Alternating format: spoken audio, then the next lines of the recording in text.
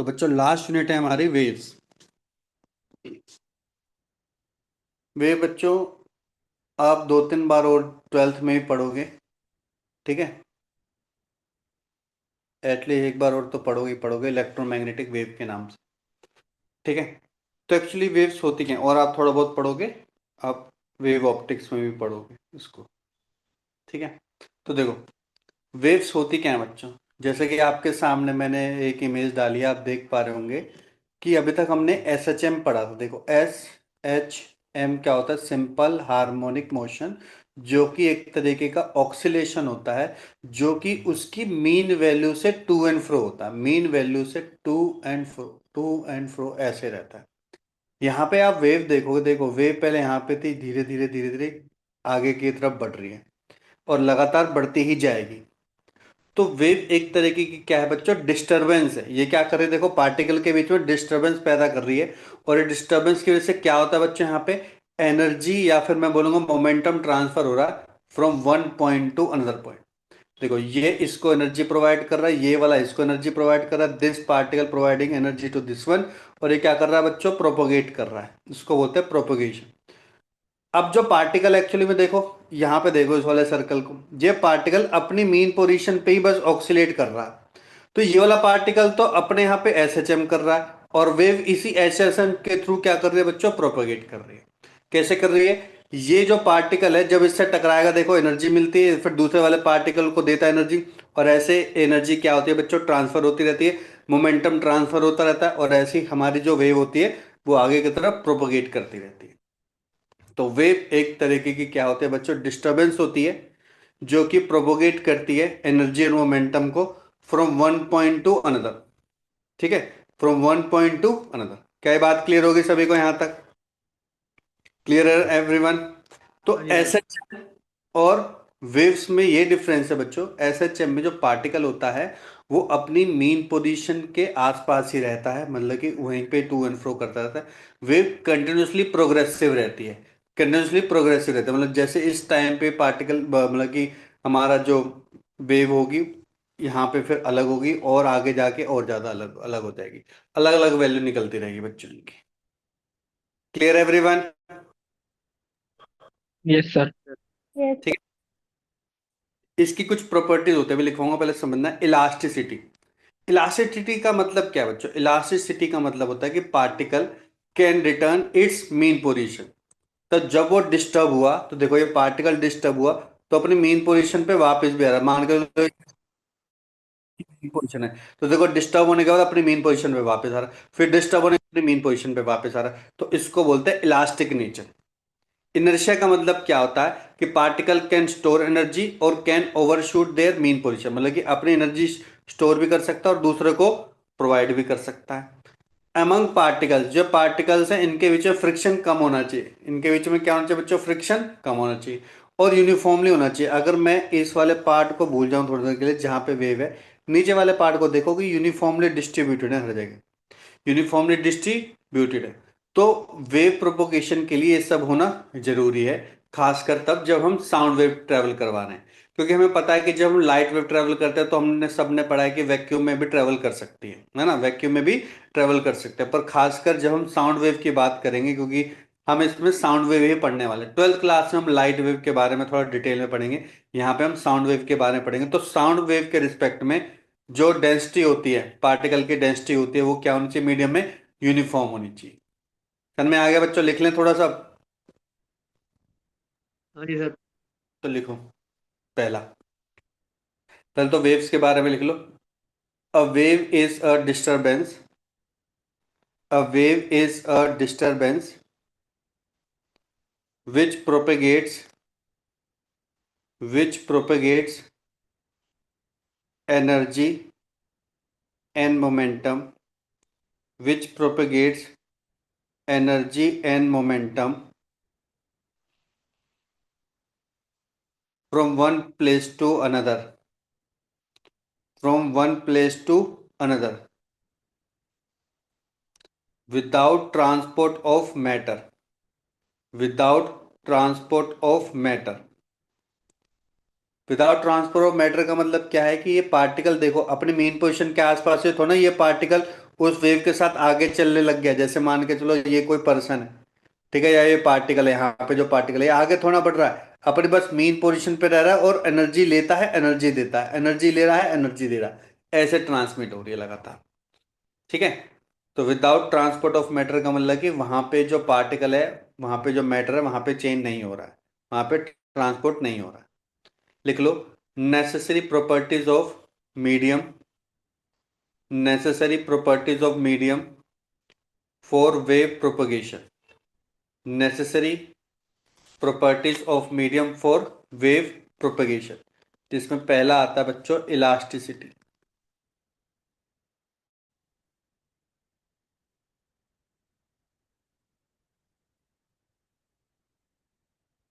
ठीक है।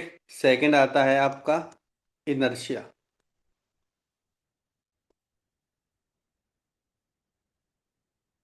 थर्ड आता है आपका मिनिमम फ्रिक्शन।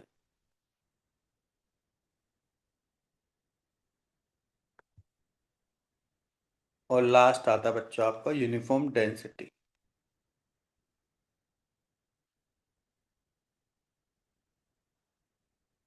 बस इतना ही जानने की जरूरत है। ठीक है।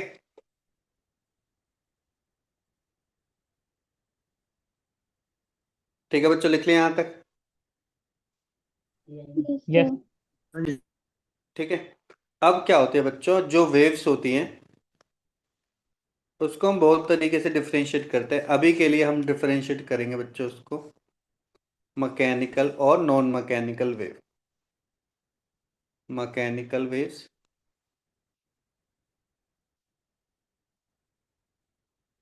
And non mechanical wave.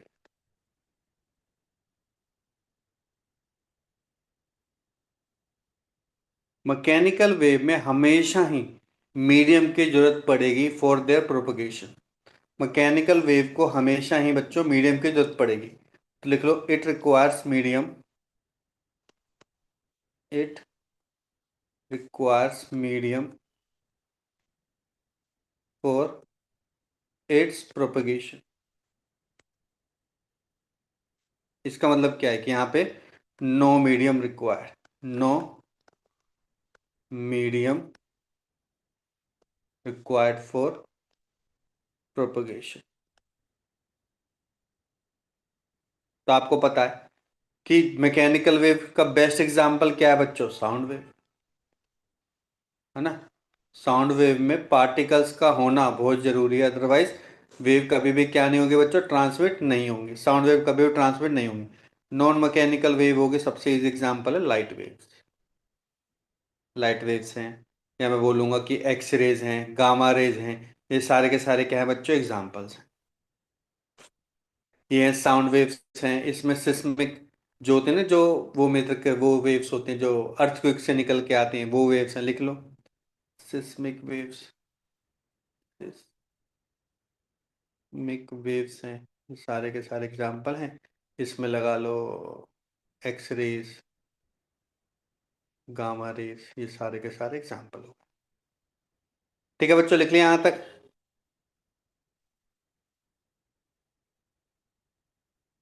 हाँ जी। ठीक है। तो सबसे इंपॉर्टेंट बच्चे यहाँ पे आता है फिर mechanical wave. Mechanical wave further दो पार्ट में डिवाइड होता है।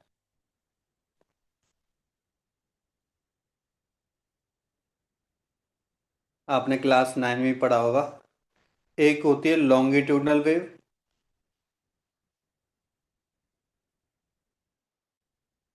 और दूसरी कौन सी होती है बच्चों, ट्रांसवर्स वेव। अब दोनों का पहले बेसिक समझो। देखो लॉन्गिट्यूडनल क्या कहता है कि जिस डायरेक्शन में वेव प्रोपोगेट कर रही है, जिस डायरेक्शन में वेव प्रोपोगेट कर रही है, वहीं पे ही पार्टिकल भी क्या होंगे बच्चों, डिस्टर्बेंस होंगे। वहीं पे भी पार्टिकल क्या होंगे बच्चों, डिस्टर्ब होंगे। उसी डायरेक्शन में पार्टिकल डिस्टर्ब होंगे। जैसे एग्जांपल के तौर पे यहाँ पे पार्टिकल बहुत ज़्यादा होंगे और यहाँ पे पार्टिकल थोड़ा गैप में होंगे, फिर यहाँ पे पार्टिकल बहुत ज़्यादा होंगे और फिर पार्टिकल क्या होंगे, गैप में होंगे, इस तरीके से। तो यहाँ पे देख रहे हो कि यहाँ पे पार्टिकल कम, यहाँ पे पार्टिकल की डेंसिटी क्या है, बहुत ज़्यादा। यहाँ पे पार्टिकल की डेंसिटी क्या है बच्चे, कम है। फिर यहाँ पे फिर ज़्यादा, यहाँ पे कम है। तो इसका मतलब कि जिस डायरेक्शन में प्रोपोगेशन है उसी डायरेक्शन में कम या ज्यादा हो रहे हैं, कम या ज्यादा हो रहे हैं इस तरीके से। इसका मतलब कि यहाँ पे एनर्जी दे रहे हैं, फिर अपनी एनर्जी ट्रांसफर कर रहे हैं, फिर ले रहे हैं, फिर एनर्जी ट्रांसफर कर रहे हैं, इसी डायरेक्शन में, जिस डायरेक्शन में वेव ट्रांसमिट हो रही है, जिस डायरेक्शन में वेव ट्रांसमिट हो रही है। तो यहाँ पे इसको बोलते हैं बच्चे, यहाँ पे बोलते हैं कंप्रेशन बोलते हैं इसको, और इसको बोलते हैं रेयर फ्रैक्शन, रेयर फ्रैक्शन। इसका दूसरा सा एग्जाम्पल है स्प्रिंग। आप कभी देखना, जैसे स्प्रिंग है इस तरीके से, आप इसको जब आप कंप्रेस करेंगे ना तो ऐसे हो जाएगी, जैसे आप छोड़ोगे तो होगा क्या, जैसे आप छोड़ेंगे बच्चे तो ये 2-3 बार ना ऐसे टू एंड फ्रो करेगी। जब ये टू एंड फ्रो करेगी तो आप देखना कि यहाँ से बहुत ज़्यादा पास में होंगे, फिर गैप ज़्यादा होगा, और फिर जब वो वापस आने की कोशिश करेगा तो यहाँ पे बच्चे गैप कम हो जाएगा, यहाँ पे गैप ज्यादा हो जाएगा।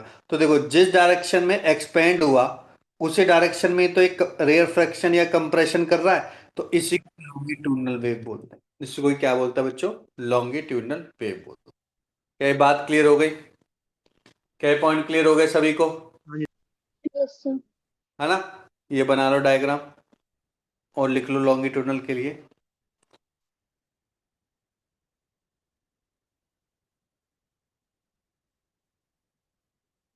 देखो इन लॉन्गिट्यूड लिखो, if the particles of the medium, if the particles of the medium vibrates, if the particles of the medium vibrate in the direction of,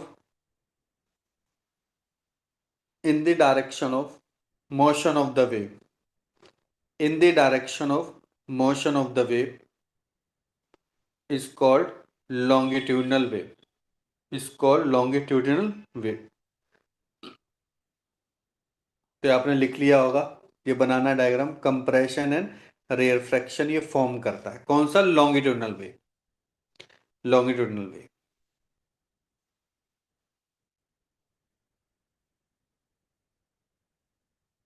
ठीक है। एक और इंपॉर्टेंट बात होती है, लॉन्गिट्यूडनल वेव खासकर जो ट्रांसमिट होती है सॉलिड, लिक्विड एंड गैसेस, सब में ही क्या होते हैं बच्चों, यहाँ पे ट्रांसमिट हो सकता है, सॉलिड में भी, लिक्विड में भी, और गैसेस में, सब में ट्रांसमिट हो सकता है लॉन्गिट्यूडनल वेव।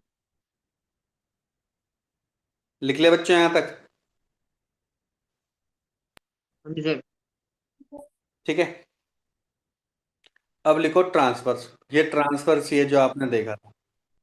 अब देखो पार्टिकल कैसे जा रहे हैं, देखो ये पार्टिकल्स हैं, पार्टिकल कहाँ जा रहे हैं, ऊपर नीचे ऊपर नीचे ऊपर नीचे ऊपर नीचे जा रहे हैं। तो जब पार्टिकल्स बच्चे जिस डायरेक्शन में वेव प्रोपोगेशन कर रही है उसके नॉर्मल डायरेक्शन में अगर पार्टिकल क्या करते हैं, वाइब्रेट करते हैं इस तरीके से, ठीक है।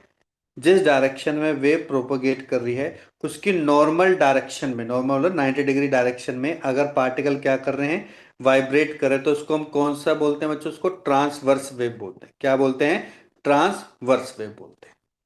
क्लियर हो गया, क्या डेफिनेशन क्लियर हो गया बच्चों।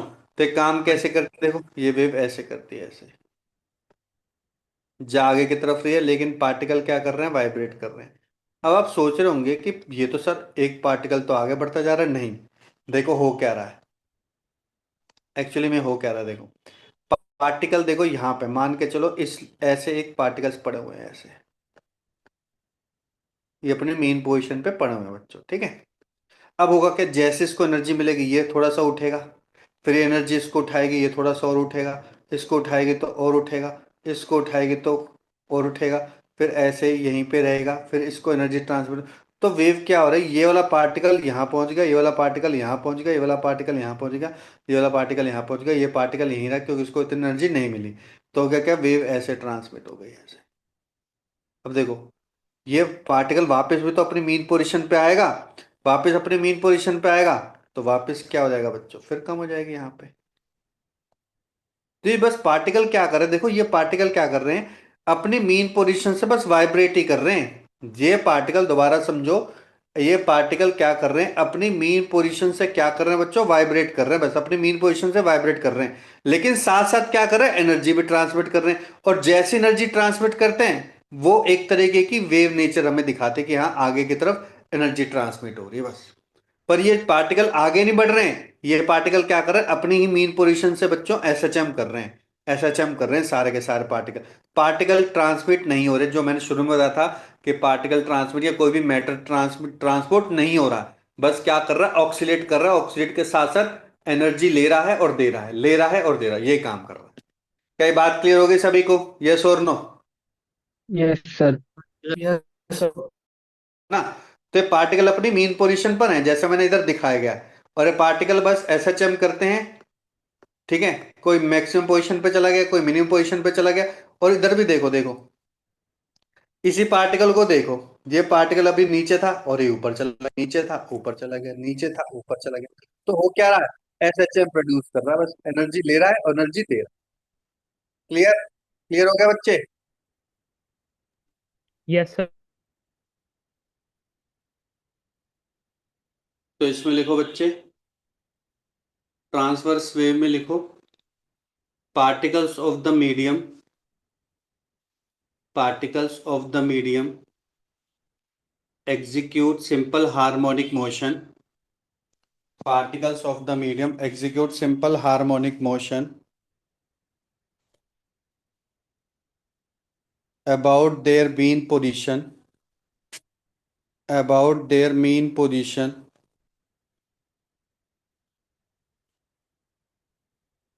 about their mean position in the direction perpendicular to, in the direction perpendicular to,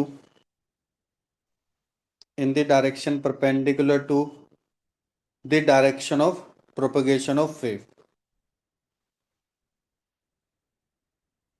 in the direction perpendicular to the direction of propagation of wave। तो जैसे वहां पे बच्चों एक क्रेस्ट और सॉरी, जहां पे कंप्रेशन और रेयरफेक्शन प्रोड्यूस कर रहे थे, यहां पे करते हैं बच्चे क्रेस्ट बोलते हैं इसको, और नीचे वाले को ट्रफ बोलते हैं बच्चे, ट्रफ, क्रेस्ट, क्रेस्ट, ट्रफ। ठीक है, ये ट्रफ है, ये क्रेस्ट है, ये क्रेस्ट है, ये ट्रफ है, ये प्रोड्यूस करती है। ठीक है बच्चों, बना लिया?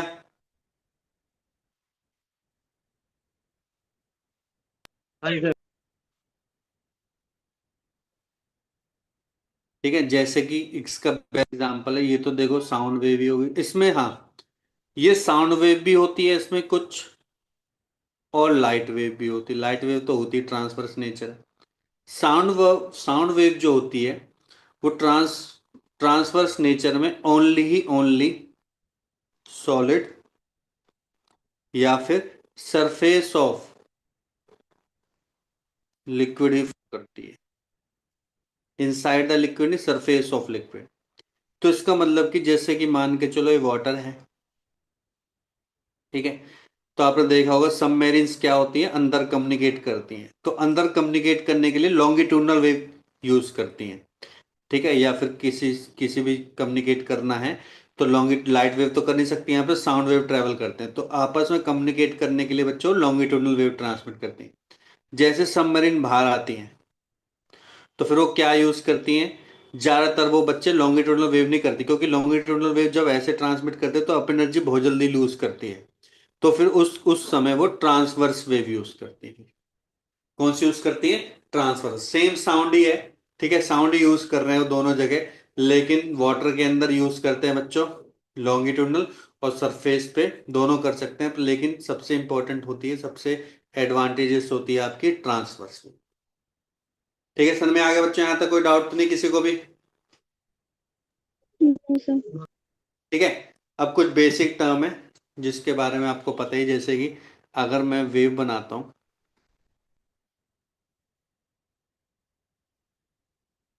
एक होता है with respect to time displacement, जिसके बारे में हम पढ़ चुके हैं एसएचएम में, और एक होता है विद रिस्पेक्ट टू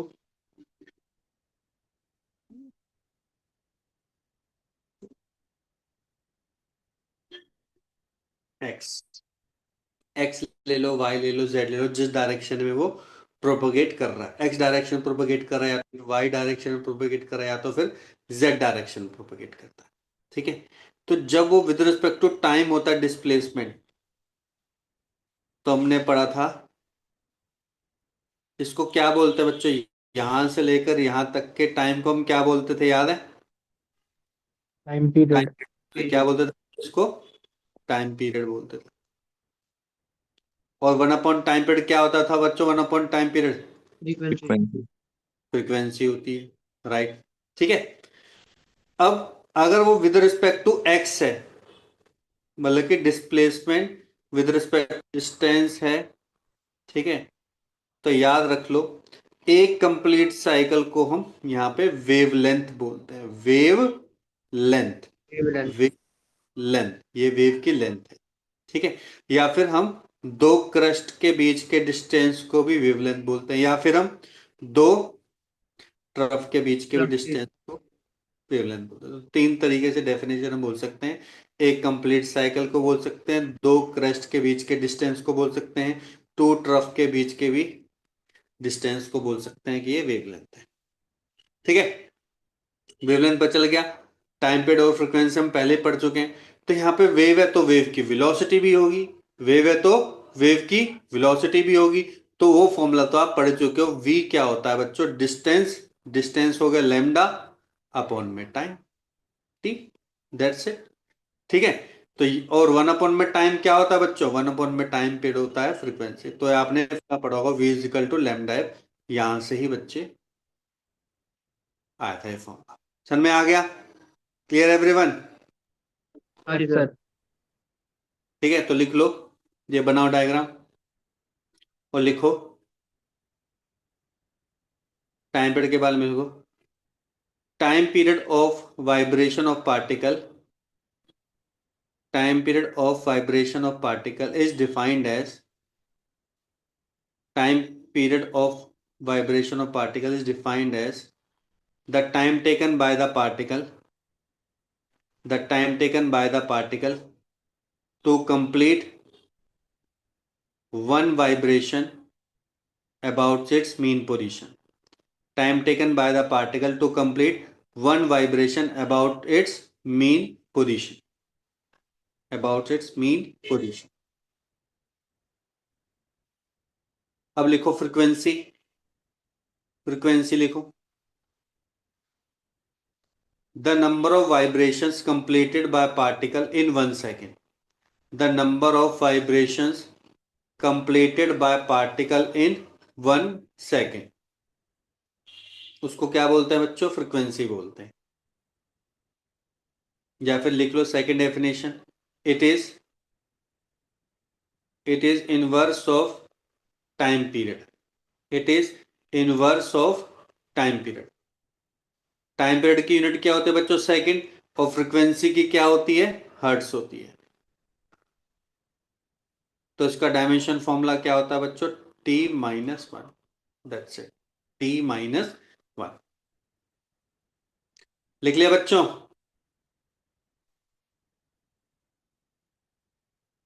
हाँ जी सर। अब लिखो wavelength, wavelength is the length of one wave, wavelength is length of one wave which can be defined as, तो पहला हम डिफाइन करते हैं, लिखो distance travelled by wave in one time period, distance travelled by wave in one time period is called wavelength, distance traveled by wave in one time period is called wavelength। Second लिखो distance between, distance between two consecutive crest, distance between two two consecutive crest or distance between two consecutive troughs is called wavelength, is called wavelength। और wavelength की ध्यान रखना बच्चों, क्योंकि distance x क्या distance है, तो लेमडा की यूनिट क्या होती है बच्चों? मीटर में होती है या सेंटीमीटर में होती है। तो इसका डायमेंशन फॉर्मूला हो जाएगा simple L, M0 L1 T G। लिख लिया बच्चों? हाँ जी अब लिखो वेव वेलोसिटी या velocity of wave, velocity of wave which is defined as which is defined as the distance traveled by wave, the distance traveled by wave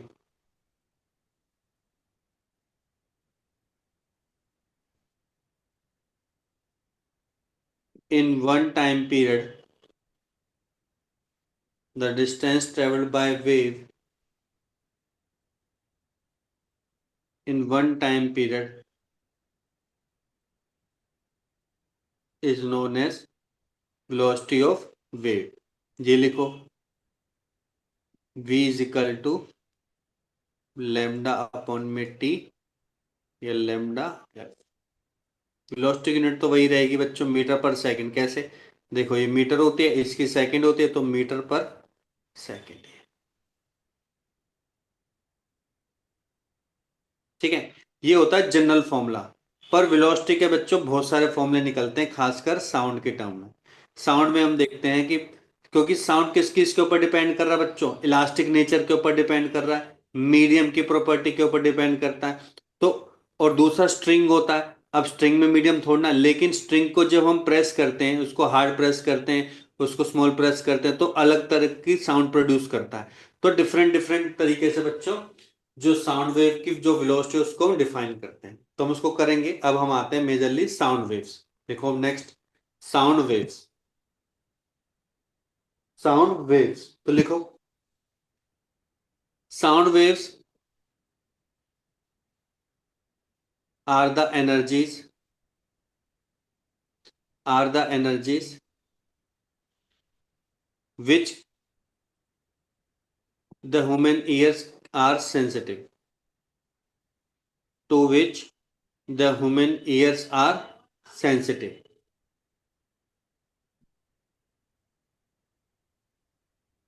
ठीक है बच्चों?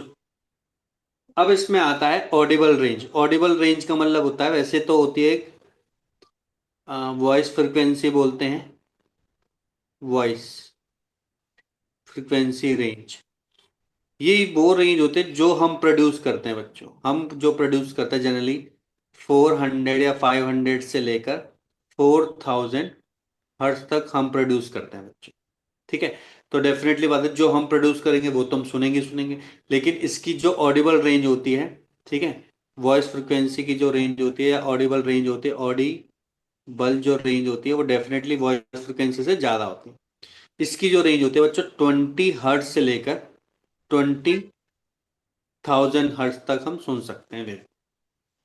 तो इससे ज्यादा हम सुन नहीं सकते, 20 हर्ट्ज से बिलो हम नहीं सुन सकते। ठीक है, जैसे कि आपके जो बैट होता है, ठीक है, या फिर और भी बहुत सारे होते हैं बच्चों, ठीक है, जो कि डिफरेंट डिफरेंट साउंड प्रोड्यूस करते हैं। जैसे कि अर्थक्वेक है, अर्थक्वेक की साउंड हमें नहीं सुनाई देती है। ठीक है, ओशन वेव की साउंड हमें नहीं सुनाई देती, वो तो पानी जब एक दूसरे स्ट्राइक करता है वो सुनाई देता है। ठीक है, पर ऐसे साउंड हमें नहीं सुनाई देती है। वो होती है बच्चों इंफ्रासोनिक वेव। कौन सी होती है वो? इंफ्रासोनिक वेव होती है, जो हमें सुनाई नहीं देती है। लेकिन जैसे मॉस्किटो है, डॉग है, बैट है, ठीक है, ये जो होती है वो 20 किलो हर्ट्ज से ज्यादा साउंड प्रोड्यूस करते हैं। वो क्या करते हैं बच्चों? 20 किलो हर्ट्ज से ज्यादा साउंड प्रोड्यूस करते हैं ये लोग। ठीक है, जिनको हमारे लिए डिटेक्ट करना कई बार मुश्किल हो जाता है। ठीक है, आपको लग रहा होगा डॉग तो सर हमें सुनाई देता है, डॉग क्या बोल रहा है? एक डिफरेंट काइंड की भी साउंड प्रोड्यूस करते हैं बच्चों ही। ठीक है, बैट हो गया, मॉस्किटो हो गया, वो वाली हमें साउंड हमें सुनाई नहीं देती, हमारे नॉर्मल ईयर, ह्यूमन ईयर उनको डिटेक्ट नहीं कर सकते। ठीक है बच्चों, तो लिख लो ऑडिबल रेंज तो लिख लिया आपने। ठीक है, ये तो हमें सुनाई देता है। ठीक है, एक होती है इंफ्रासोनिक, इंफ्रासोनिक, इंफ्रासोनिक होती है लेस देन 20 हर्ट्ज। एक होती है ultrasonic, ultrasonic greater than 20,000 kilo hertz.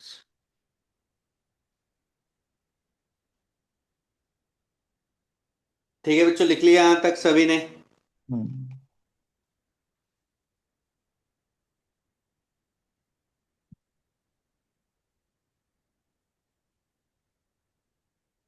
हाँ जी सर। ठीक है, चलो। अब इसके बाद ना बच्चों वेलोसिटी ऑफ साउंड वेव पढ़ते हैं, ये इंपॉर्टेंट है, यहीं से क्वेश्चन आते हैं। वेलोसिटी ऑफ साउंड वेव,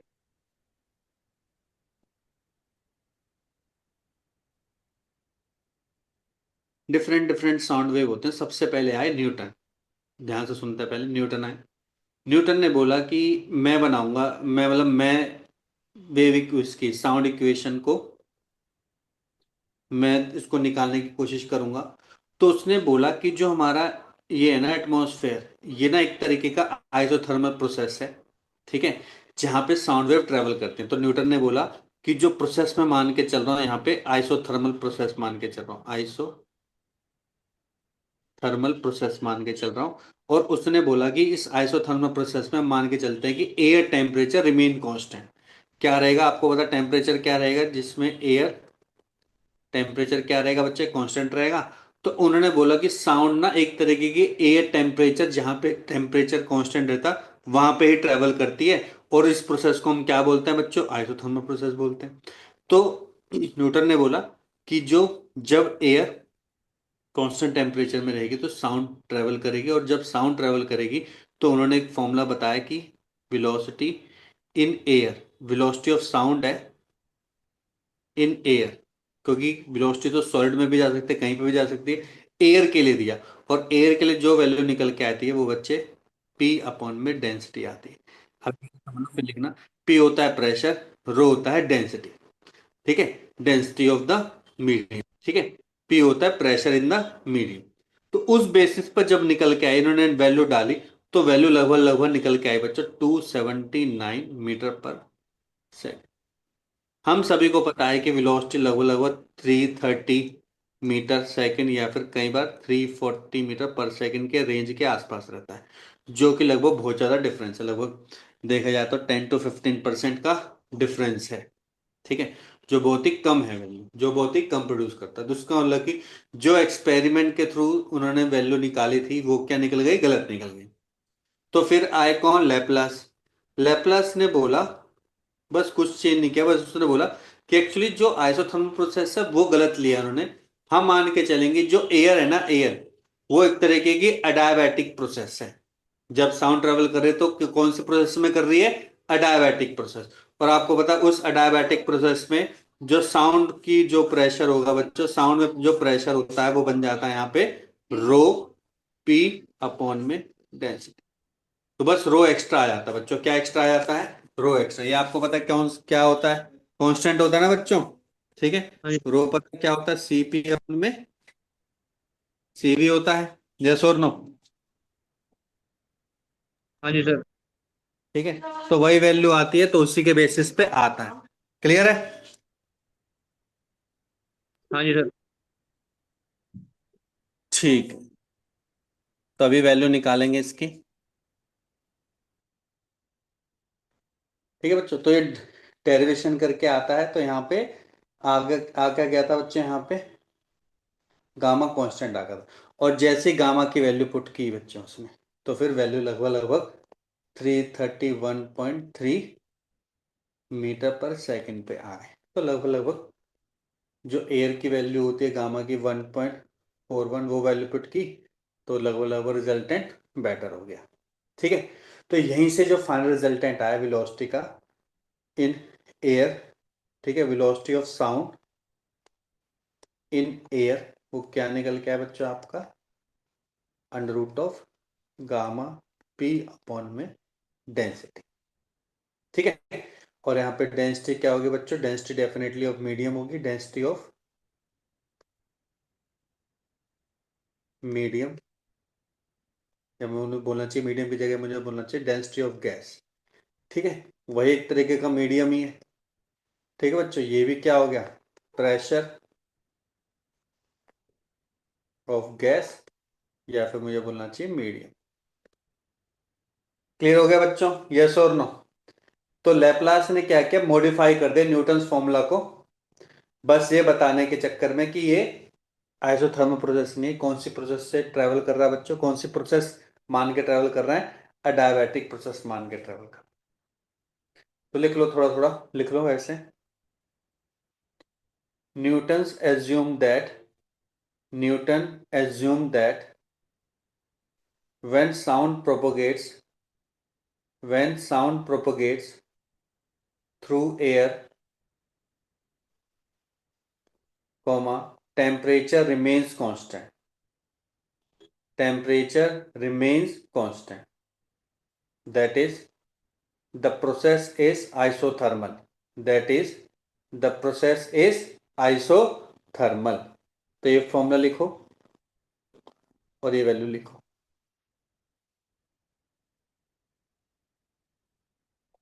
लिख लिया, ये दोनों चीज लिख ली बच्चों?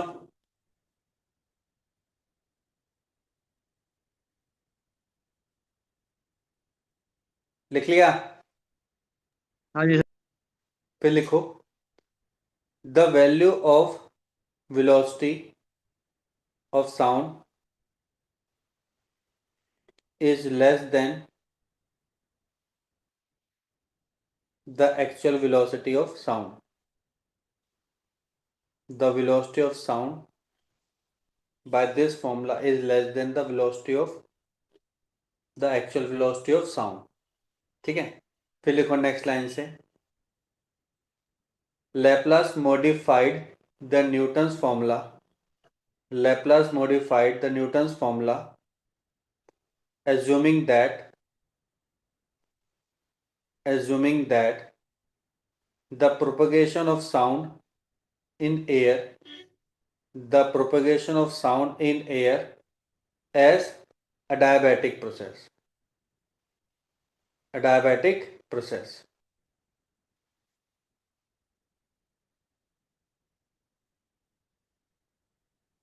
ठीक है, अब ये फॉर्मूला लिखो और वैल्यू लिखो उसकी, ये वाली जल्दी लिखो।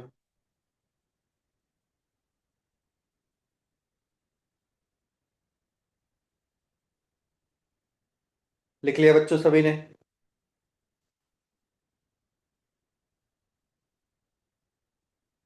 लिख लिया बच्चों? हाँ जी सर। ठीक है, तो अब देखते हैं इसी फॉर्मूले को, पहले देखते हैं तो क्या वेलोसिटी की वैल्यू निकली बच्चों। वेलोसिटी की वैल्यू निकली गामा पी अपॉन में डेंसिटी, जिससे v क्या हो जाता है बच्चों, इनवर्सली प्रोपोर्शनल टू डेंसिटी हो जाता है। इसका मतलब कि जितने ज्यादा पार्टिकल्स होंगे मीडियम में, ध्यान से सुनो, जितने ज्यादा पार्टिकल्स होंगे उस मीडियम में, उतनी क्या हो जाएगी बच्चों, वेलोसिटी कम हो जाएगी। क्यों? क्योंकि जितने ज्यादा पार्टिकल्स होंगे बच्चों, बहुत ज्यादा ही पास पास रहेंगे बच्चों पार्टिकल्स।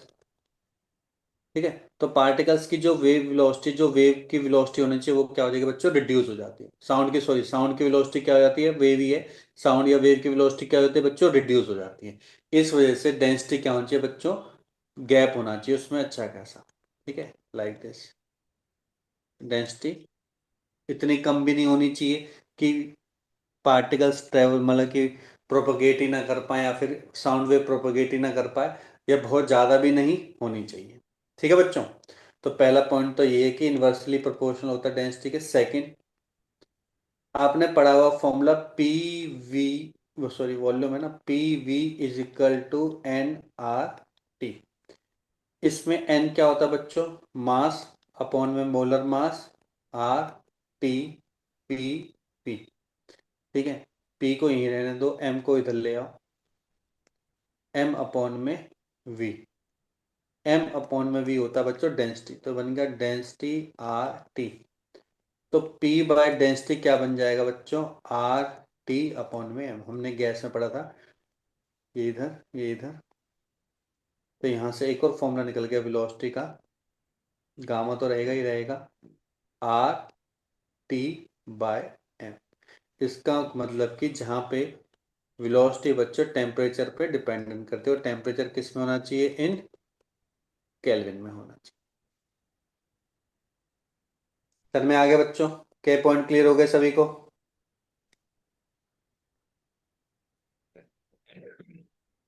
तो ये था हाँ जी effect sir. Of density, that is effect of temperature. तो टेम्परेचर के बढ़ाने से वेलोसिटी क्या हो जाएगी बच्चों, बढ़ जाती है। इसका मतलब कि जब कूल मतलब कि जब विंटर के टाइम पे साउंड वेव की वेलोसिटी क्या होती है बच्चों, कम हो जाती है। पर वहां पे अगर ह्यूमिडिटी है तो बढ़ जाती है। तो वही नेक्स्ट पॉइंट आने वाला है, थर्ड पॉइंट, ह्यूमिडिटी। अब ह्यूमिडिटी को समझते हैं बच्चों। अब होता क्या है कि बच्चों, ह्यूमिडिटी एयर में मिलती है तो उसकी डेंसिटी क्या हो जाती है बच्चों, रिड्यूस हो जाती है। Density is reduced.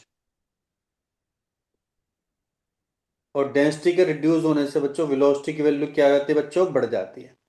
तो ह्यूमिडिटी में क्या होता है बच्चों, while increasing the humidity density of air क्या हो जाती है बच्चों, डिक्रीज कर जाती है। और डेंसिटी ऑफ एयर डिक्रीज करने से, डेंसिटी ऑफ गैस के डिक्रीज करने से क्या होती है, वेलोसिटी ऑफ साउंड क्या कर जाती है बच्चों, इंक्रीज कर जाती है। इस वजह से रेनी सीजन में देखा गया है कि साउंड की वेलोसिटी क्या होती है, फास्टर होती है as compared to summer season. As compared to summer season, अगर हम सेम टेम्परेचर पे बात कर रहे हैं तो। सर में आ गया, सर में आ गया बच्चों, यस और नो? Yes sir. लिखो, with increase in humidity, with increase in humidity, density of air decreases. With increase in humidity, density of air decreases, so velocity of sound increases. So velocity of sound increases. That is why, that is why sound travels faster in rainy season. That is why sound travel faster in rainy season as compared to summer season at same temperature, at same temperature। ये तो बात होगी बच्चे air की। अब बात करते हैं स्ट्रिंग की। स्ट्रिंग में मान के चलो जैसे गिटार होता है ना, आप सभी ने गिटार तो इसको पता ही होगा, क्या नाम है, सारांश को। सारांश पता तेरे को, गिटार बजाने आता है? नहीं सर, बजाना तो नहीं आता। अच्छा अच्छा, चलो कोई बात। तो बता देता हूँ थोड़ा थोड़ा कि गिटार में ना चार पांच स्ट्रिंग होती है और उनकी जो थिकनेस होती है डिफरेंट होती है। पहले पतली होती है, बहुत ज़्यादा थिन होती है, फिर थोड़ा सा थिक, थोड़ा सा थिक, और भी ज़्यादा थिक होती है। कईयों में चार होती हैं, कईयों में पांच होती हैं, ठीक है। एक बेस गिटार भी होता है जिसमें सारी मोटी मोटी होती हैं, ठीक है।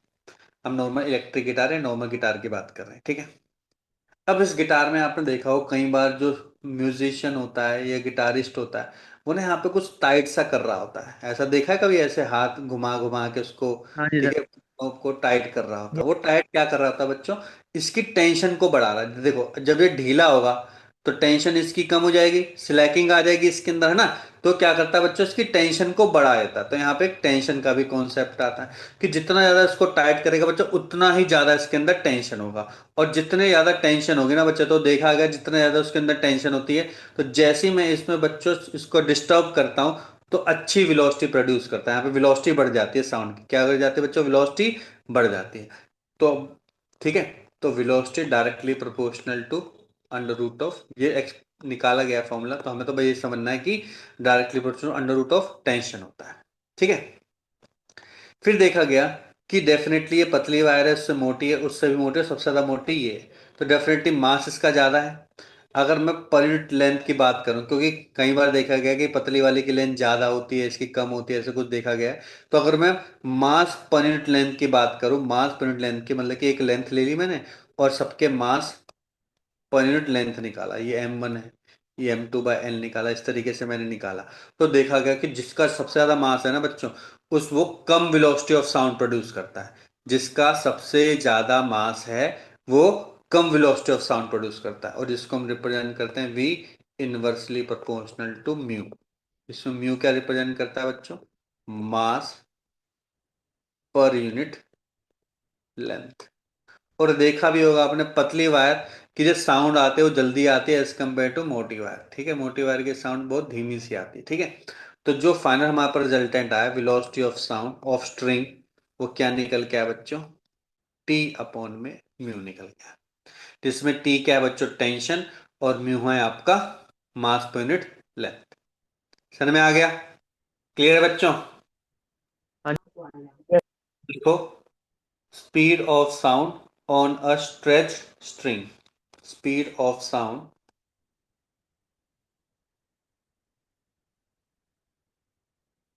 ऑन अ स्ट्रेच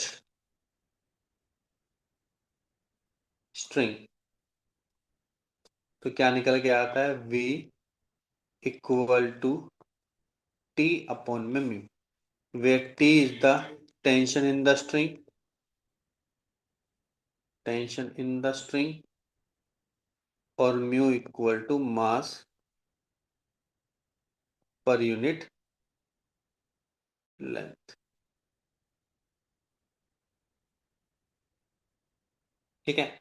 और जो ये होता है ना स्ट्रेच स्ट्रिंग, ये कौन सी साउंड प्रोड्यूस करता है बच्चों, ट्रांसवर्स साउंड प्रोड्यूस करता है, ट्रांसवर्स साउंड प्रोड्यूस करता है बच्चों।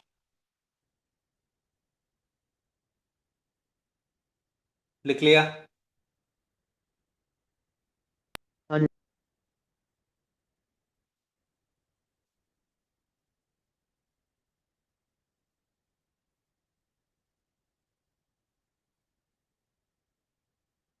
जब हम बात करते हैं लॉन्गिट्यूडनल वेव की,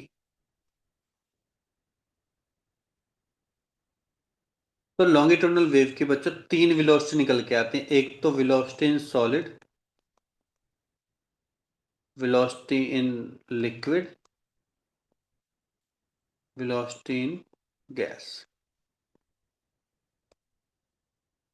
सॉलिड में क्या होता है बच्चों, यहां पे आ जाता है आपका, अगर कोई लॉन्ग बार है तो यहां पे आता है young modulus divide by density, young modulus of rod, young modulus हम पढ़ चुके हैं। यंग मॉडुलस क्या होता है बच्चों, stress upon strain, stress upon strain of material, और ये तो डेफिनेटली डेंसिटी ऑफ मटेरियल होगा, डेंसिटी ऑफ मटेरियल। लिक्विड में क्या आता है बच्चों, आपने वो पढ़ा था ना बल्क मॉडुलस, बल्क मॉडुलस पढ़ा था हमने, है ना, बल्क मॉडुलस अपॉन में डेंसिटी। ये डेफिनेटली लिक्विड का होगा बल्क मॉडुलस, ये होगा बच्चे गैस का बल्क मॉडुलस अपॉन में डेंसिटी। तो ये भी लिख लो, ये होता है बल्क मॉडुलस का फॉर्मूला, याद है किसी को? पी अपॉन डेल वी और इंटू वी। शाबाश। और ये होता है बल्क मॉडुलस ऑफ गैस। तो डेफिनेटली ये गैस की ही डेंसिटी होगी, ये भी डेफिनेटली लिक्विड की ही डेंसिटी होगी, वो तो रिस्पेक्टिव उसी का ही रहेगा। ठीक है बच्चों, लिख लिया यहां तक सभी ने? हाँ जी। Yes sir. अब जो मेन है, ये तो ये होगा बच्चों जिस पे कुछ क्वेश्चन आते हैं। अब जो मेन, अब जो आने वाला है, यही सबसे ज्यादा इंपॉर्टेंट है, यहीं पे सबसे ज्यादा क्वेश्चन इसी से ही आते हैं, जिसको हम बोलते हैं प्रोग्रेसिव वेव। क्या बोलते हैं बच्चों, प्रोग्रेसिव वेव बोलते हैं। तो थोड़ा सा ना एसएचएम के बारे में पढ़ लेते हैं। हमने एसएचएम में क्या पढ़ा था, हमने एसएचएम में देखा था कि मान के चलो कि पार्टिकल की मीन पोजीशन ये है, तो पार्टिकल क्या करता था, ये मीन पोजीशन से बच्चों एक्सट्रीम पोजीशन पे जाता था अपनी, क्या कहाँ पे जाता था, एक्सट्रीम पोजीशन के बीच में क्या करता था, टू एंड फ्रो करता रहता था इस तरीके से। ठीक है। तो ये पार्टिकल क्या कर रहा है, पार्टिकल अपनी मीन पोजीशन से वाइब्रेट कर रहा है बस, आगे प्रोग्रेस नहीं कर रहा, आगे प्रोग्रेस नहीं कर रहा। ठीक है, कोई एक पर्टिकुलर डिस्टेंस में आगे की तरफ नहीं बढ़ रहा है। ठीक है। अब यहाँ पे तो पार्टिकल की बात हो रही है ना। अब पार्टिकल तो हर जगह क्या कर रहे हैं बच्चों, हर जगह क्या कर रहे हैं, वाइब्रेट ही तो कर रहे हैं, या फिर मैं बोलूँ हर जगह पार्टिकल क्या कर रहे हैं, एसएचएम प्रोड्यूस कर रहे हैं। पर साथ साथ वो क्या कर रहे हैं बच्चों, साथ साथ एनर्जी और मोमेंटम को भी क्या कर रहे हैं बच्चों, ट्रांसफर कर रहे हैं, एनर्जी और मोमेंटम को भी साथ साथ क्या कर रहे हैं, ट्रांसफर कर रहे हैं। तो जब हमने एसएचएम में इक्वेशन देखी थी, हमने क्या देखी थी, हमने कुछ ऐसे देखी थी, x t is equal to a sine omega t, ये देखी थी। अब इसका मतलब क्या है कि एक पार्टिकल है और जो टाइम के रिस्पेक्ट में क्या कर रहा है, अपनी पोजीशन चेंज कर रहा है, अपनी पोजीशन क्या कर रहा है बच्चों, चेंज कर रहा है with respect to mean position, with respect to mean position. दोबारा बोल रहा हूँ, पार्टिकल क्या कर रहा है, अपनी मीन पोजीशन से क्या कर रहा है बच्चों, अपनी position with respect to time change कर रहा है। ठीक है, जब हम प्रोग्रेसिव वेव की बात करते हैं तो वही इक्वेशन क्या बन जाती है बच्चों, यहाँ पे y t एंड x, वो क्या बन जाएगी, a sign omega t minus के k इंटू एक्स। ये होते हैं बच्चों आपकी वेव की इक्वेशन, इसे बोलते हैं प्रोग्रेसिव वेव इक्वेशन। यही होते हैं बच्चों वेव इक्वेशन। तो ये क्या बता रही है, देखो ध्यान से देखो, यहाँ पे जो आपकी वेव है वो विद रिस्पेक्ट टू टाइम और विद रिस्पेक्ट टू डिस्टेंस या बोलूं डिस्प्लेसमेंट की वजह से क्या कर रहा है बच्चों, वेरी कर रही है, अपनी पोजीशन को क्या कर रही है, वेरी कर रही है। जैसे कि यहाँ पे देखो,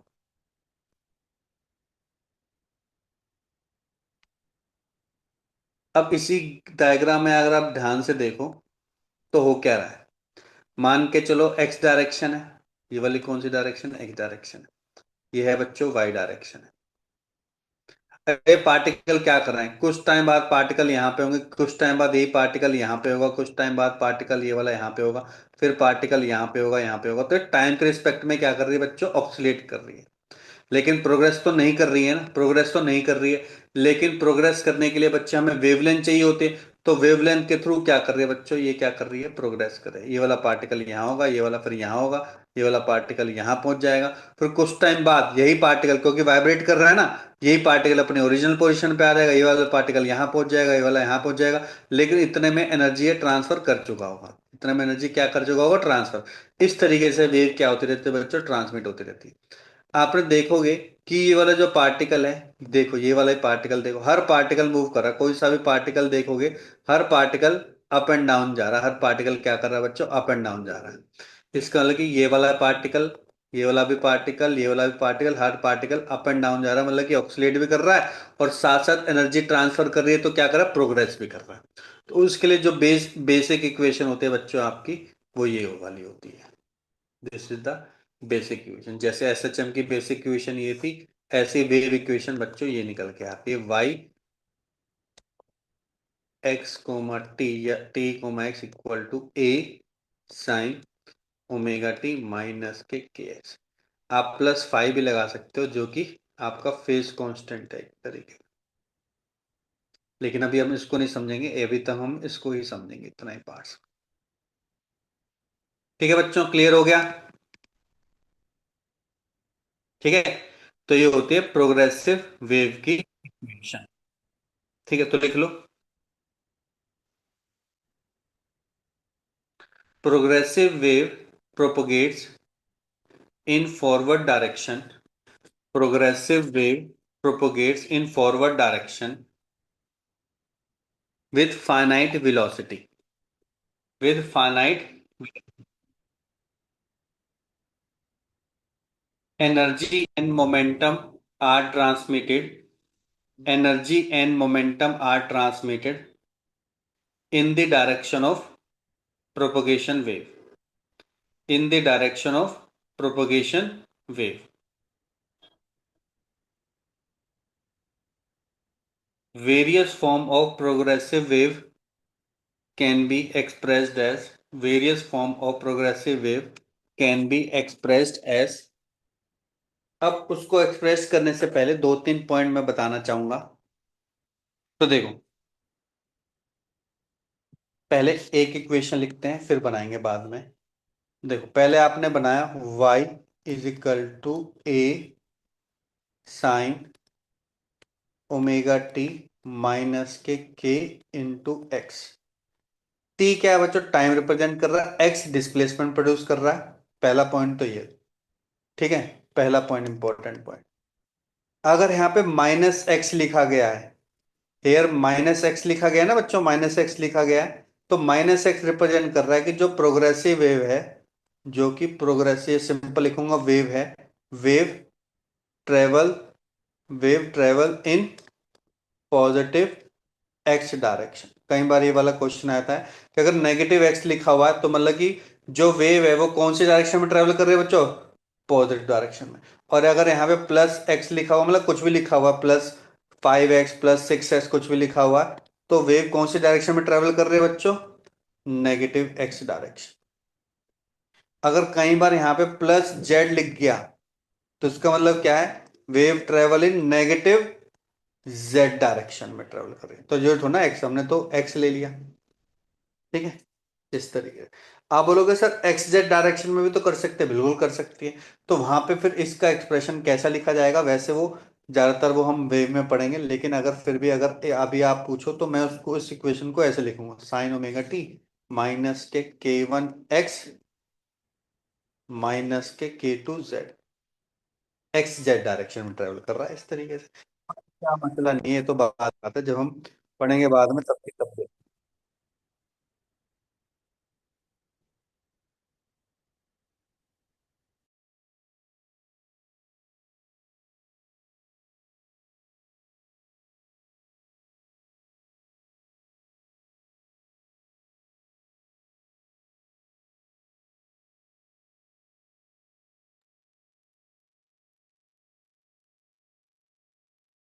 ठीक है बच्चों, क्लियर हो गया? हाँ जी सर।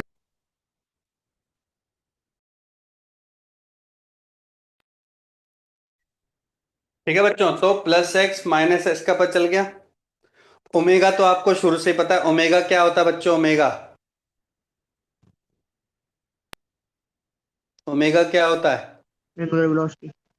एंगुलर, यहाँ पे नहीं, यहाँ पे एंगुलर वेलोसिटी तब हम यूज करते हैं जब हम इसको रोटेशन में, यहाँ पे आप बोलोगे एंगुलर फ्रीक्वेंसी। क्या बोलोगे? वह है सेम चीज ही, लेकिन यहाँ पे क्या नाम आ जाएगा बच्चों? Angular frequency. फ्रीक्वेंसी, जिसकी वैल्यू क्या होती है? या तो आप बोलोगे 2πf, या फिर जो आपने पढ़ा ना भाई 2π/अपॉन में, एक चीज ही है। वहां पे एंगुलर वेलोसिटी आ जाता है, फ्रीक्वेंसी आ जाता है, बस। क्लियर हो गया बच्चे? ये तो आपको पता ही है शुरू से। एक्स्ट्रा जो आपके नजर में आ रहा है वो आ रहा है के। क्या आ रहा है? के आ रहा है। के क्या है? देखो, जैसे ओमेगा 2π/t है, ऐसी के होता है, के होता है प्रोपोगेशन कांस्टेंट।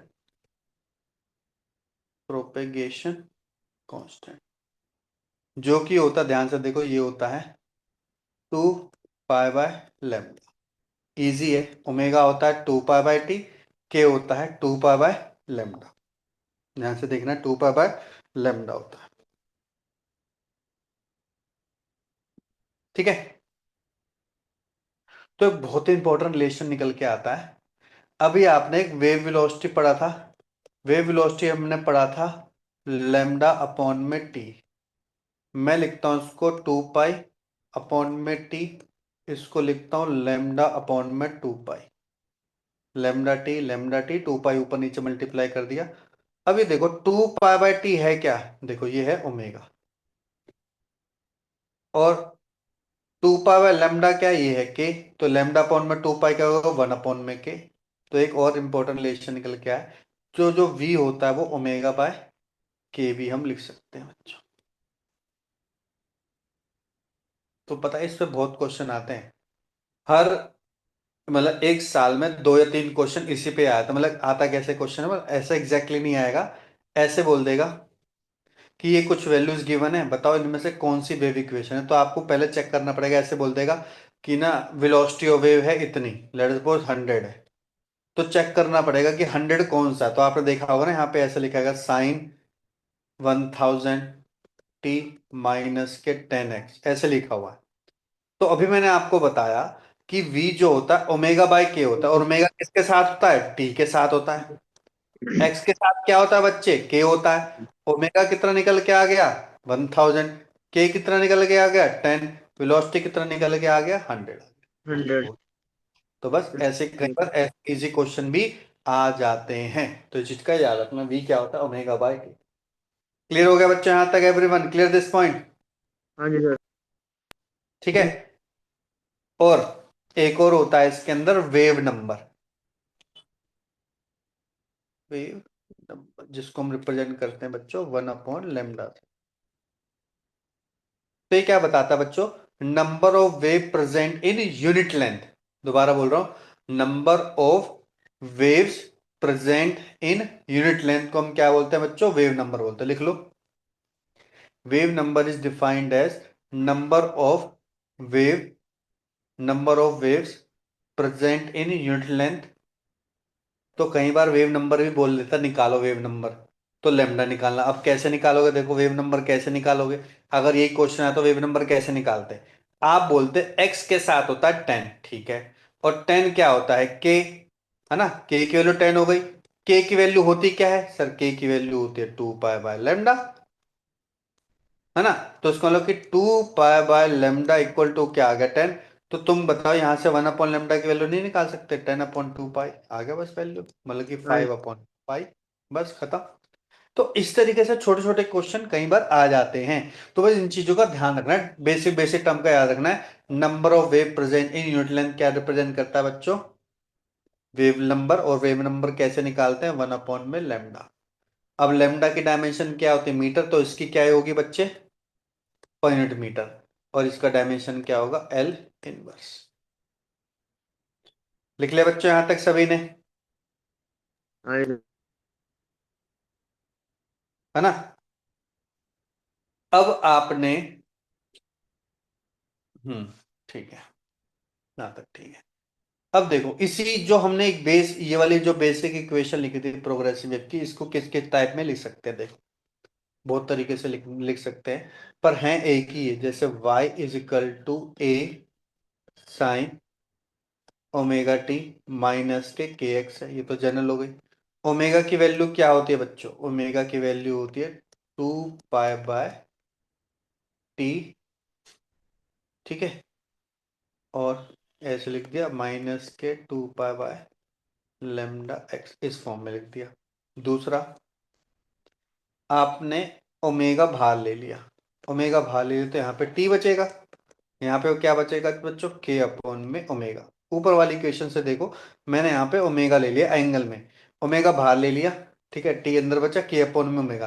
ये के अपॉन में ओमेगा होता क्या है? ओमेगा अपॉन में के तो पता है वेलोसिटी होता है, तो ये क्या होगा? 1/में वेलोसिटी। तो इस इक्वेशन को मैं ऐसे लिख सकता हूँ, ए sine omega t minus k x upon में वी। समझ में आया कि नहीं है बच्चों? क्या ये तरीका समझ में आ गया अच्छे से? यस और नो? हाँ जी। क्लियर है ना? और क्या लिख सकते हैं? अब मैं क्या कर रहा हूं, के कॉमन ले रहा हूं, ए साइन, के बाहर लोगे तो यहां पे आएगा ओमेगा बाय के into T minus k x.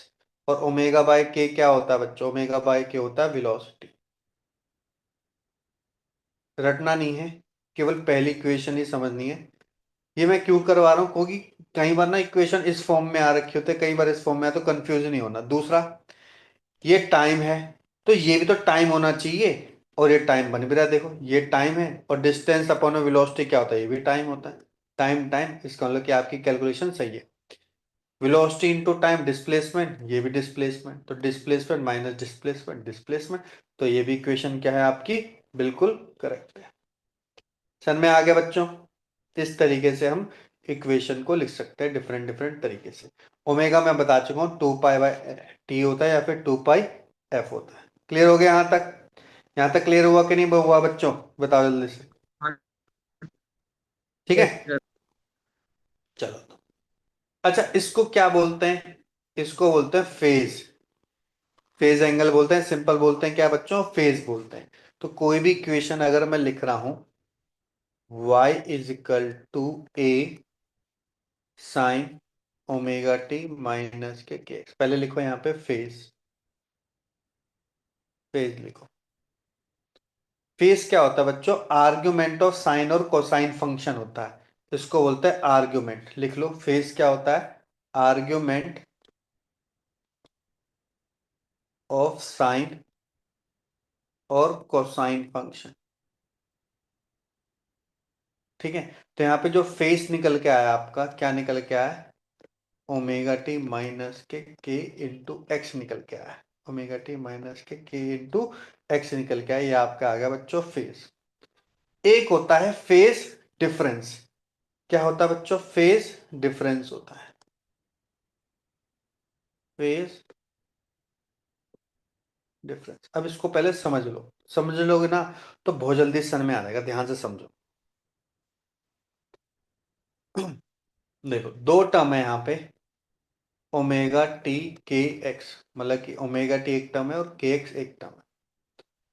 अगर मैं बात करूं पहले ओमेगा की, ओमेगा क्या होता है बच्चों, 2 पाई एफ।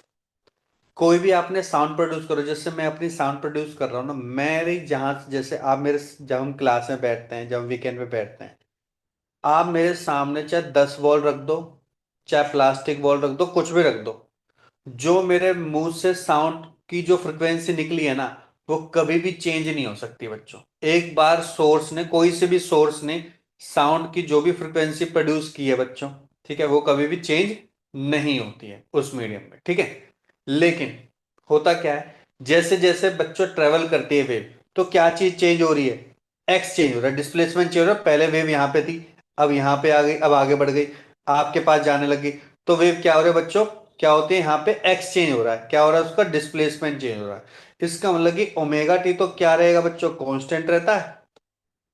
ये क्या करता रहता है, जब वेव प्रोग्रेस करते हैं तो ये वेरी करता रहता है, ये क्या करता रहता है, वेरी करता रहता है। अब जब ये वेरी करता है तो ये दिक्कत कर सकता है, कैसे, अब समझते हैं उसको, प्रैक्टिकल केस लेके चलो।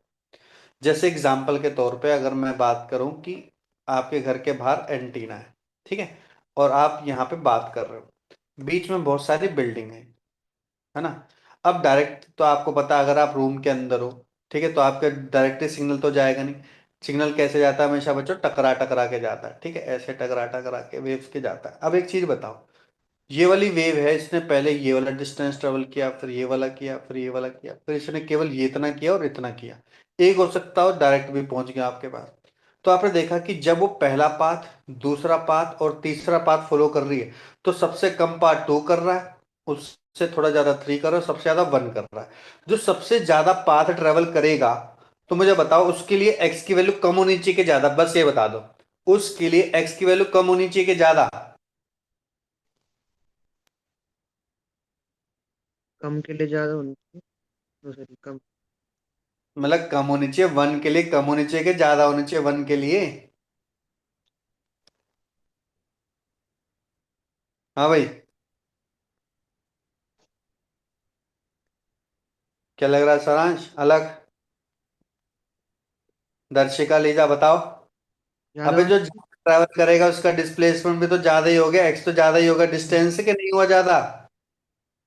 भाई हम्म। जो ज्यादा ट्रैवल करेगा वो ज्यादा डिस्टेंस लेगा, ज्यादा डिस्टेंस लेगा तो इसके लिए अलग वैल्यू निकल के आएगी, पहले वाली वेव के लिए, दूसरे वाली वेव के लिए अलग निकल के आएगा phase difference, phase value sorry, और तीसरे वाले के लिए अलग फेज आएगा। तो इस तरीके से अगर मैं दो की ही बात करूं, तो इन दोनों के बीच में बच्चों फेज डिफरेंस आ गया है। फेज डिफरेंस आ गया तो कितना फेज डिफरेंस आ गया, मान के चलो ये आपका φ1 है, ये आपका क्या है, φ2 है। और फेज डिफरेंस क्या होता है बच्चों, कुछ भी ले लो, φ2 माइनस φ1 आ गया। तो फेज डिफरेंस कितना है चेक करते हैं, ओमेगा टी माइनस के x two minus omega t minus के एक्स1, ये कट गया आपका, निकल के आ गया के x1 माइनस x2, ये आ गया आपका फेज डिफरेंस। इसी फेज डिफरेंस को हम बोलते हैं, के की वैल्यू क्या होती है बच्चों, 2 पाई बाय लेमडा। और इसको क्या बोलेंगे बच्चों, पाथ डिफरेंस। ये पाथ था ना, एक पाथ ये चला, दूसरा पाथ ये चला, तो इसको बोलते हैं क्या बच्चे, पाथ डिफरेंस। तो जो फेज डिफरेंस होता है ना, वो के टाइम्स पाथ डिफरेंस होता है, या फिर 2 pi by lambda times path difference होता है, इसी को ही बोलते हैं। जो फेज डिफरेंस है वो होता है 2 pi by lambda path difference.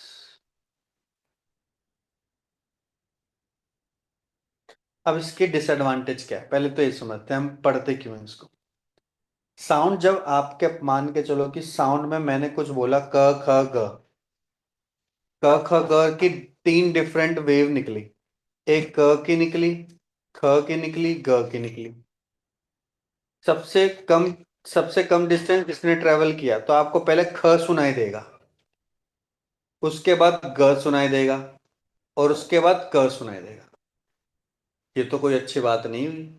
आप जैसे जैसे मैं बोलता जा रहा हूँ, ऐसा तो है नहीं कि पहले जो मैंने बोला है ये पहले सुनाई दे गया है, और जो मैंने पहले बोला था वो बाद में सुनाई दे गया, ऐसा तो है नहीं।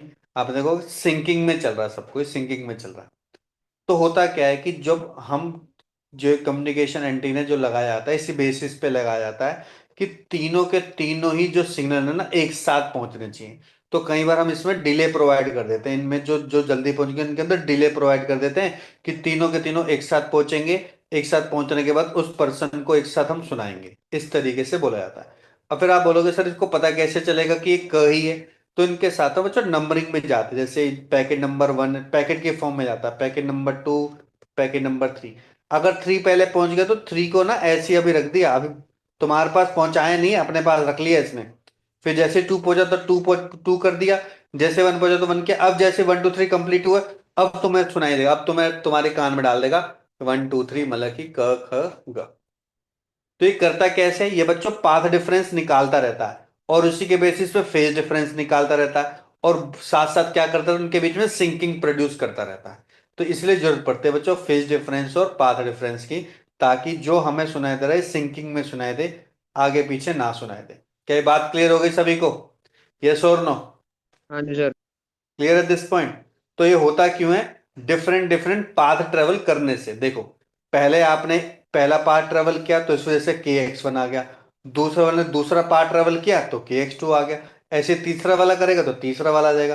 क्योंकि फ्रिक्वेंसी तो मैंने बोला था कि जो आपका एंटीना है जो उसने फ्रिक्वेंसी जनरेट कर दी वो चेंज नहीं होती है। ठीक है बच्चों? तो लिख लो, लिख लो फेज डिफरेंस, फेज डिफरेंस ऐसे लिखो। Let first wave a sine omega t minus k x one, और y two equal to a sine omega t minus k x two. तो फाई वन कितना है बच्चे यहाँ पे आपका omega t minus k x one, phi two है omega t minus k x two. Phase difference हो गया आपका del phi, that is phi two minus phi one. और जैसे आप phi two minus phi one करोगे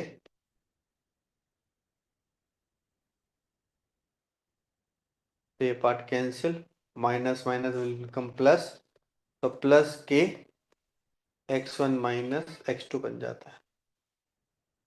तो जो डेल फाई है वो निकल के आता है के डेल एक्स, या फिर 2 pi by lambda del x del phi. अब ये फॉर्मूला पता है कहाँ कहाँ पढ़ोगे आप? एक तो इस 11 में पढ़ोगे, दूसरा पढ़ोगे आप वेव ऑप्टिक्स में, सेम फॉर्मूला, बिल्कुल सेम फॉर्मूला। ठीक है? तीसरा पढ़ोगे आप वेव सॉरी इलेक्ट्रोमैग्नेटिक वेव में, उतना इतना ज्यादा यूज नहीं होता पर थोड़ा बहुत पढ़ते हैं उसको, सबसे ज्यादा तो वेव ऑप्टिक्स में यूज होता है। ठीक है इसका यूज। तो लिख लो ये होता क्या है, ये होता है बच्चे फेज डिफरेंस, और ये क्या होता है पाथ डिफरेंस। इसका मतलब कि पाथ डिफरेंस अगर जीरो हो जाए तो फेज डिफरेंस भी क्या हो जाएगा बच्चों? जीरो हो जाएगा। क्या ये बात क्लियर हो गई सभी को? यस और नो?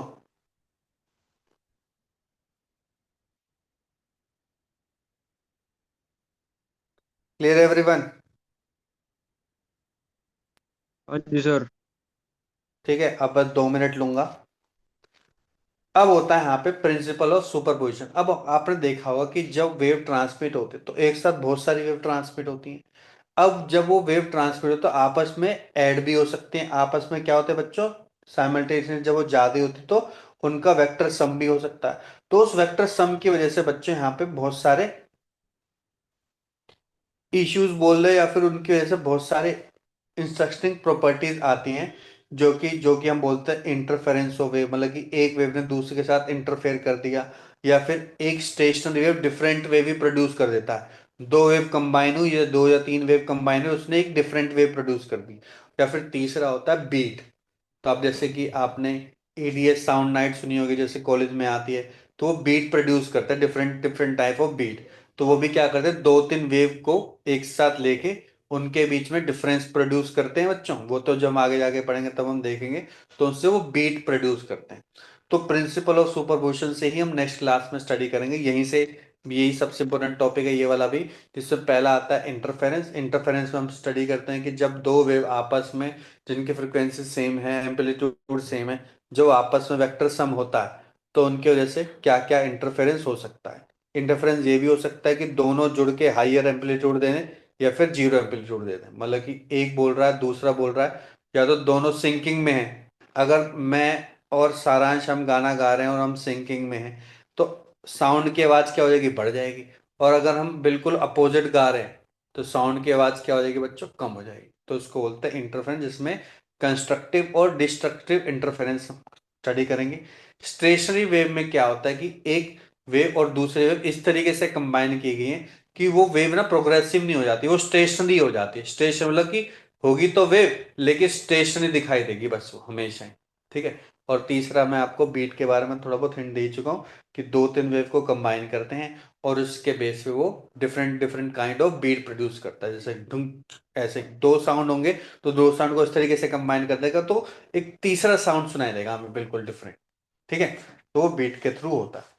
तो यहीं तक ये बच्चों फर्स्ट क्लास, ज़्यादातर हमने थ्योरी ही पढ़ी है इसके अंदर। नेक्स्ट क्लास में हम जब इसमें पहला वाला पढ़ेंगे ना, इंटरफेरेंस ऑफ वेव, वहां से हम इसके कुछ न्यूमेरिकल और पुराने टॉपिक के भी न्यूमेरिकल करेंगे। क्लियर है? हाँ जी सर।